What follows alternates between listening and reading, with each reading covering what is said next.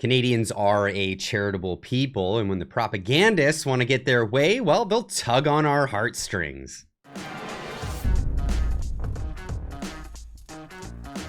Immigration has become a serious issue in Canada. And I mean, obviously, every country needs immigration. We need to bring more people in for the positions that we can't fulfill with our own population. But that hasn't been the case in recent time. In fact, unfettered immigration has become a huge problem in Canada. Even Elon Musk pointing this out on Twitter just the other day, saying, wow, to this post from Data Hazard, saying, what does it look like when the far left open borders government gets reelected? For Canada, it means foreign-born share of the population increases from 24% in 2016, which is already massively high, to 34%, or roughly 34% by the time Trudeau gets voted out in 2025. Yeah, hopefully he gets voted out even before that, but this is where we're at. Now, this article went out from the Toronto Star, of all places, of course, the Toronto Star. Families in Punjab have borrowed, sold, and sacrificed to send their kids to school in Canada. Now, Ottawa's new rule has shattered their Canadian dream. Why is it that we're concerned about the Canadian dream of people who live currently in faraway lands, and we're not concerned about the Canadian dream of, I don't know, perhaps Canadians living in Canada? Because the Canadian dream is really drying up for a lot of Canadians. A lot of people can't even afford to buy a home, let alone rent a home. They can't afford a roof over their head, or the roof that they have over their head is getting smaller and smaller and smaller and more expensive every single day, as well as all the other costs of living going massively up. Now, is it the fault of foreigners coming to Canada for the prices of, food or the other things going up? Perhaps in a sense. I mean, obviously it's our government's fault for the inflation, the massive printing and borrowing of new currencies to flood our market in all kinds of ways. But it's also more mouths to feed. If you think about it, more groceries have to be purchased with more and more people. The prices will go up when there's more people. But of course, housing is the main issue here. Housing, if there's more and more people in Canada, housing becomes an issue, especially when it's already a crisis. We can't afford to bring in new people. Now, talking about this article, Darshan Maharaja, a friend of the channel, he's been on several times, it says Toronto Star talking about the Canadian dream of international students without mentioning that they were sold a fake dream and that they were too eager to buy into it to check if it was fake or not. When the mainstream media gather the courage to speak this truth, when is that going to happen? Obviously, they haven't done that, and I wouldn't expect it from the Toronto Star, but this is the case. Tugging on our heartstrings to say, oh, those poor Indian students that have come over on a scam, and a lot of these people being scammed entirely. Now, the article doesn't get into the scam that they've been sold, but Darshan has been largely reporting on this. I'll leave a link in the description for his Twitter page where you can check out all of the things he's been reporting on. It's amazing just how deep this rabbit hole goes when it comes to Punjabis being scammed in Punjab to come over to Canada and lining the pockets of their local officials, lining the pockets of local immigration lawyers in Punjab, people that have been making, hand over fist money, scamming people to come over to Canada. And what a perfect scam, right? You scam the person and they're not even here. They're not even there in the country anymore. They're over here in Canada to complain to Canadians about how they got scammed. Now, I replied to this tweet saying, I'll give two shits when I see the droves of Canadian call centers refunding poor Canadian grannies for the money they've scammed out of the goodness of their own hearts. Why should we care about Punjabis that get scammed by other Punjabis in Punjab? This is really not a Canadian issue. At the end of the day, if you get scammed in another country and you're not from Canada and you've been scammed, it shouldn't be incumbent on the average Canadian to deal with the rising cost of living to have you here, the rising issues that are coming about, the If you go to Brampton, there's policing issues because there's just so many people over there and just not enough police to do this. Now, a lot of people in the comments, echoing my sentiment on this. Why should we care? Of course, Sharon Moore saying no one is guaranteed them a path to citizenship. Rules change and scams occur. These people lose money opportunities all the time through unscrupulous players. That doesn't mean that the government of Canada is required to make them whole. To which Darshan replied in this video, Liberal MP Randeep Sarai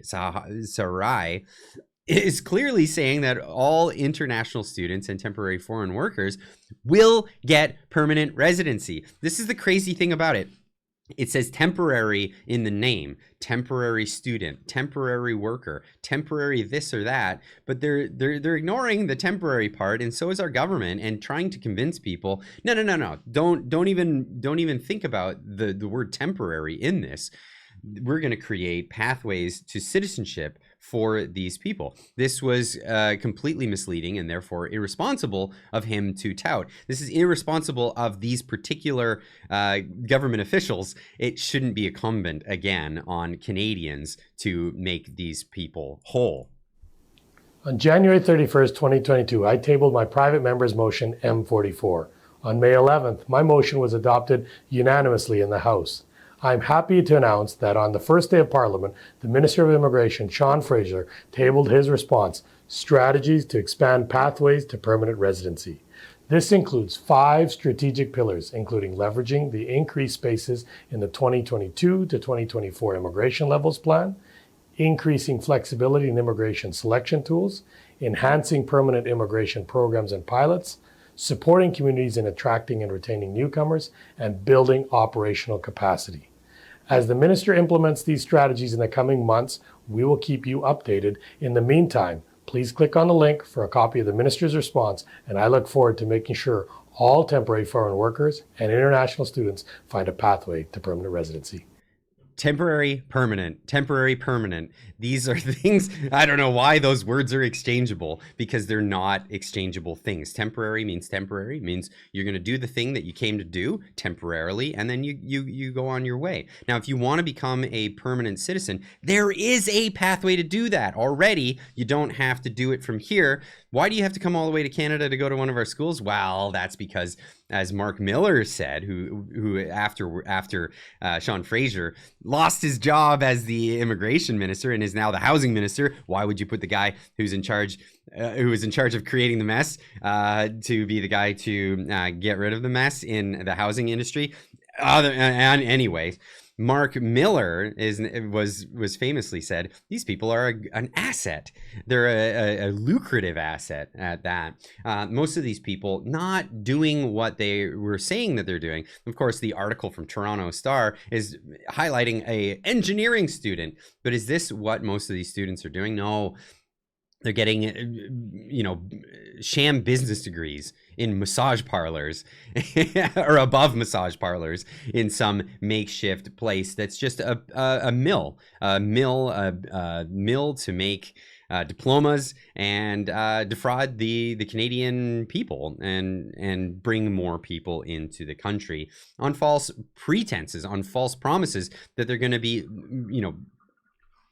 members of society that are going to be paying taxes and all of this other stuff, but end up being just entry-level position individuals. We should, of course, bring engineers over, but let's make sure that they have their engineering degree before they come.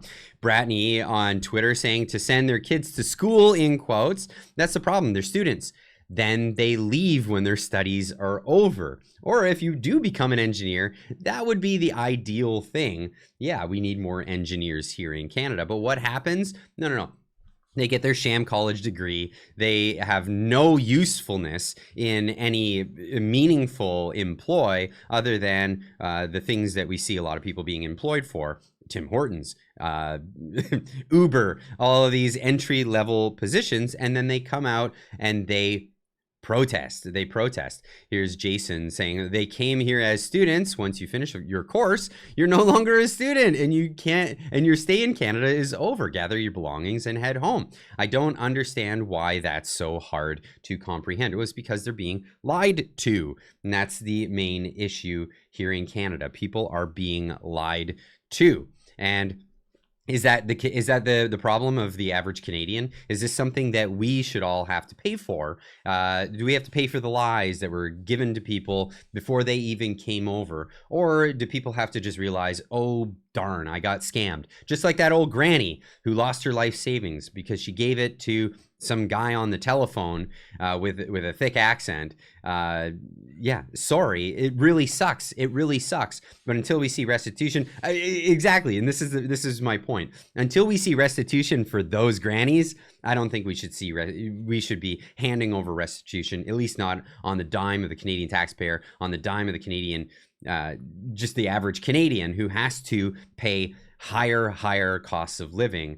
This is an unfortunate situation for a lot of people who got scammed, but the unfortunate part of that is you got to go home. It's unfortunate, but you got scammed.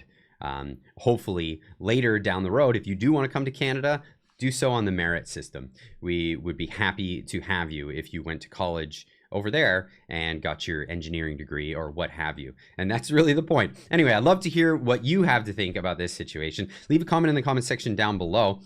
Of course, immigration is an important part of society. In Canada, we're proud of all the immigrants that we brought over previously on previous iterations of immigration law, but the current immigration law is not beneficial to the average Canadian, and this is why things have to change, and this is why things have been changing, and why there's largely complaints from publications like Toronto Star.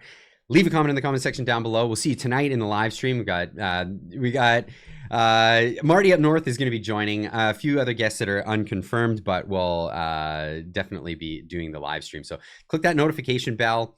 Make sure that you're notified when we go live. We'll see you in the next one. Keep on trekking.